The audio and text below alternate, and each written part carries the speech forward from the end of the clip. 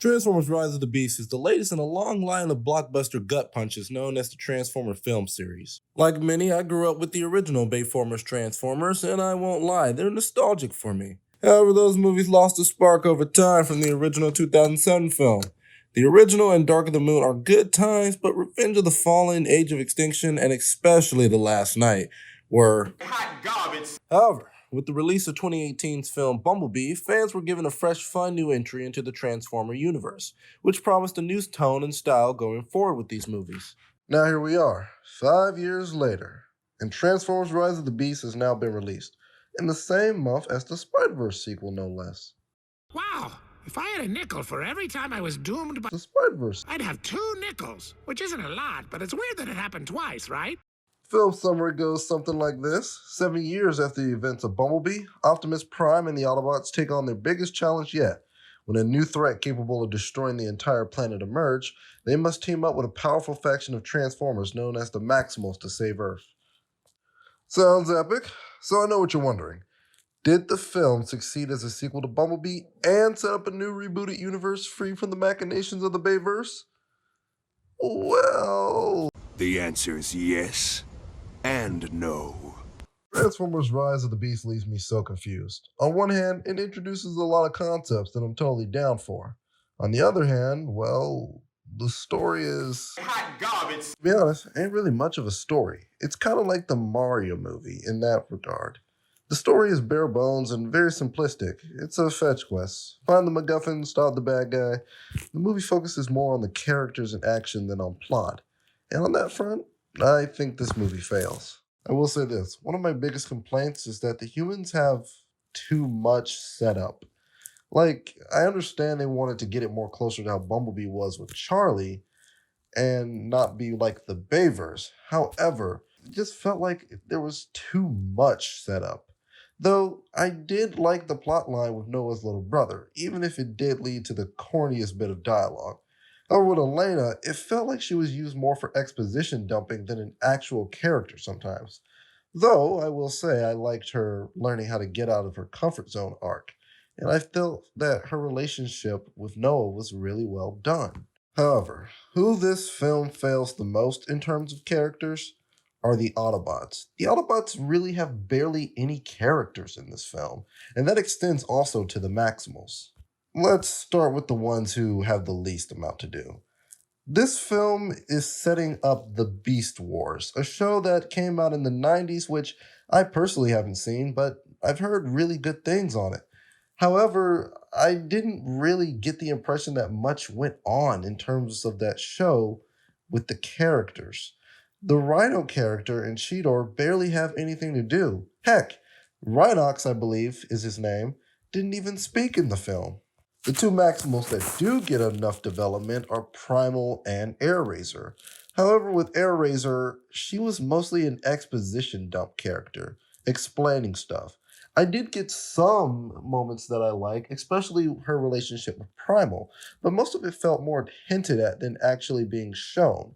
And she was just there to make you feel emotions that, honestly, I didn't get because I didn't feel like she was much of a character. So when she died, I personally didn't really feel anything. And in terms of Primal, I feel like the beginning of the film set up something really well with his character and his guilt in having to leave his home and not save his teacher, I believe. However, the Maximals aren't shown again until like the very end, or at least not the very end, but more towards the end of the film. And it felt like his character arc had already been finished when we hadn't even seen it. He has a little bit of dialogue with Optimus Prime on the nature of working with humans, and while I like that, it was more towards Optimus's development than Primal's own development. And in the film, after seeing Prime and talking with him for like 2 minutes, he says this is not the Optimus Prime he'd imagined. But I don't feel like he spent enough time with Optimus to really come to that conclusion. I liked Primal's design, I liked his voice, and I thought he was a pretty cool character. I wish more had been done with him. And the same goes for the rest of the Maximals. This film didn't really convince me that the show had much going on, and that extends to the MacGuffin of the film as well, but we'll get there. When it comes to the Autobots, I felt the biggest disservice was done to Bumblebee, who I felt was sacrificed for Mirage to have that own human connection that he has with Noah. But Mirage was basically the Bumblebee character in a movie that already had Bumblebee. So they just took Bumblebee out for the majority of the film and then bring him back in the most Deus Ex Machina way. And it didn't really help the fact that they showed that he would come back to life in the trailers. They should have hit that and not shown that. But Bumblebee did have one of the best scenes in the movie when he did come back, so I guess I can't complain too much. As far as the rest of the Autobots go, RC was doing more than I thought she would, but she just came down to a few lines of dialogue and exposition dumping, especially in that scene where they introduced the Autobots to Noah. But I guess I can't complain too much. She did have some cool scenes, but I really wish they could have pulled more for her. She's the most famous female Transformers character. She has a lot of good material to pull from. The comics, Transformers Prime, Generation 1, and they barely did anything with her. I hope in the next film that she gets a lot more to do. And in terms of Wheeljack, man just shows up out of nowhere in the film, has a few lines. For some reason, he's speaking Spanish. I think that might have been a callback to Hot Rod speaking French from Transformers The Last Night. But on the whole, he was just there, which is disappointing because Wheeljack is one of my favorite Transformers. He peaked in Prime, and I don't know why they changed his design from Bumblebee, which was honestly perfect. As for Mirage, Mirage is either a make or break character. I didn't have much of a problem with Mirage. I think Pete Davidson gave a great performance, and I do like the dynamic he has with Noah, but I wasn't laughing at all with anything Mirage was saying. Not to say it was bad, I just felt neutral towards him. I thought he had a good design with some cool powers, but that's just it. But as for Optimus, look, I know I might get hate for saying this, but Optimus Prime was just more of the same from the Bayverse. I'm sorry. Him screaming lines like, "I'll kill you" or "I'll remove your head" was everything that was wrong with Bayverse, and they just brought it back here. And then his arc with the humans, like, I get what they were going for, but instead of making him standoffish with the humans, why not just make him, like, overprotective and not seeing that they can stand on their own? That feels more like an Optimus arc than the arc that they gave him. And he's just so grumpy all the time during the movie. It just didn't feel right. And he's still doing the brutal killing that he's doing in the Bayverse. Listen, I don't mind Optimus killing. They're in a war, but, think about it if they were humans. This would be like some NC-17s type stuff. Optimus is compassionate, strong, and noble. If you want a good version of Optimus who's been through the ringer in the war, go watch versions of Transformers Prime and the comics from IDW. Heck, there's even one moment from Transformers Prime where Optimus talks to RC about revenge. Every sentient being deserves an opportunity for redemption. Even bot killers? Even arachnid? Without that hope, we may never achieve lasting peace. I understand they wanted to portray Optimus as angry about Bumblebee's death, but there was better ways to go about that. In Transformers Prime, when Bumblebee fake died there too, Optimus didn't react saying, "I'll kill you" or "I'll take off your head, Megatron." Instead, you get a silent rage Optimus, who's just absolutely beating down on Megatron and willing to put him down for the sake of humanity. That's how you do rageful Optimus, not this brutal executing type stuff. I'm sick and tired of it. And as for the villains, well, the two other Terracons were there, and I thought they had cool design, but not much to them. And Scourge, well, he's fine, I guess. He says some pretty menacing lines, and I do love all of his action stuff, but he's just there for me. And he's really just there to set up Unicron, who I think they should have waited to reveal, but with what they do with Unicron, I'm very excited to see where the possibilities are going here. As for the MacGuffin itself, the Transwarp Key, I felt like there's more they could have done with that. We're talking about a device that can warp time and space, man. There's a theory that came out before the film that Scourge was Optimus from the Bayverse films. While I never thought that was going to happen, and honestly I don't really like it, I think After watching the film, it could have added more to Scourge's character. I wish I would have got a little bit more out of him, I suppose. But in terms of the key, it just felt like the normal Transformers portal in the sky device that they have to stop before the end of the world comes. And to be honest, that kind of hurts Transformers Beast Wars for me. I'm sure that show is really fun and really good, but I hear that that device is a huge part of the show. And if I didn't really care for how it was used in the movie, I don't understand how I'll care for it in the show. Again, I'm not judging the show based off the movie, but the impression that the movie gives me is that that show didn't really have much going on. Don't get me wrong, it's nowhere near as bad as the last night. And I don't think the final battle was bad, but it just felt like it was missing something. I enjoyed what I was looking at, but it just felt like not everything was there. And I think I know what the problem is. You know how in games like Breath of the Wild and Sonic Frontiers, where people were complaining about the enemy variety in the game? But at least in those games, they had variants of the bad dudes. You got a hard Boblican, medium Boblican, and then an easy Boblican. It made the journey through Breath of the Wild a lot more interesting to go through.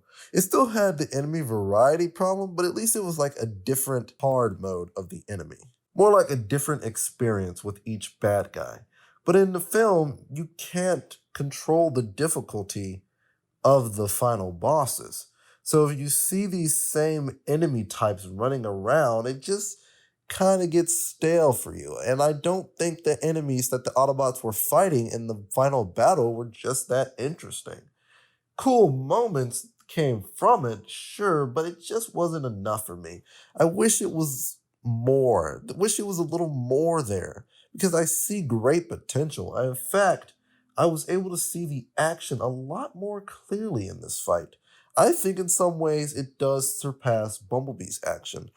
But overall, the intimacy of Bumblebee's fighting and the enemy variety between Shatter and Dropkick and Blitzwing in the beginning made the film a lot more fun to watch. And the Cybertron opening, do I need to say anything else? Overall, I think Transformers Rise of the Beast isn't a bad film, but it's definitely a step back from Bumblebee. And that's a shame too, since I felt that Travis Knight had cracked the code on how to make a good Transformers film. More robots, less humans, more character development for the robots themselves, and an actual dynamic between the teams. And honestly, I think the team dynamic in the original 2007 Transformers film was way better than this film. I actually had characters out of that. Everyone loves Ironhide for a reason. Michael Bay, for all of his faults, made a good team in the original film. Jazz is the cool guy, Ironhide is the tough one, Radzik as the medic, Optimus as the wise but compassionate leader, and Bumblebee as the loud and excitable kid. I just felt a lot more from the team there. They felt like a team. They had humorous moments. It felt like more of a family there, especially when Jazz died at the end and they're mourning him. And when Bumblebee dies in this film, the Autobots really seem nonchalant about it. They give one or two lines of dialogue expressing their grief, but it just didn't really feel like enough. When Jazz died, they were mourning him. Optimus even gave a speech for him. The whole thing. And this, it just felt like it's Bumblebee. He'll be back probably. And well, they weren't wrong. I'm not saying this for Optimus, but for RC, Mirage, Wheeljack, Stratosphere, it just felt off that they didn't really have much of a reaction to it. Even Noah, he was like hyped to see Bumblebee come back, and the dude didn't even really know Bumblebee that much. The Autobots should have gotten more in this film. Overall, not a bad movie by any means, but not a good one. It's definitely better than Last Night, Age of Extinction, Revenge of the Fallen, but considering how bad those films were, it's not really much of a challenge. It's just below the original 2007 film, Bumblebee, and especially Dark of the Moon, which I know some people might disagree with, but Dark of the Moon's third act alone makes it the best Transformers film. What I would like to see from a sequel is more time with the Autobots, developing their characters, establishing their relationships. I think there's potential here, great potential, even with how I feel about this film, but it needed more time in the oven. The film felt way too rushed, and I'm not opposed to fast films. I mean, we just saw Beyond the Spider, not Beyond the Spider-Verse, Across the Spider-Verse. Man, I wish we were seeing Beyond the Spider-Verse. Woo, man, that movie goes hard. The reason why that film still worked, even with the fastness of it, is because it still had time to develop the characters. You still got relationships. You still got into the mind of why these characters are doing these things. And to be honest, I didn't get that out of this film. And I wish I did. I see potential. I really do. And I think this franchise is going in a good direction. Focus is what is needed for this franchise. Focus more on the Autobots, develop them out, develop what they're going through, make a better dynamic between the team, lessen the human stuff, but still keep the development that they get, make the enemies in the battles have more variety, and give the bad guys more personality. And I think you have yourself a successful franchise. The series is in good hands. All they have to do is just think. Thank you for watching.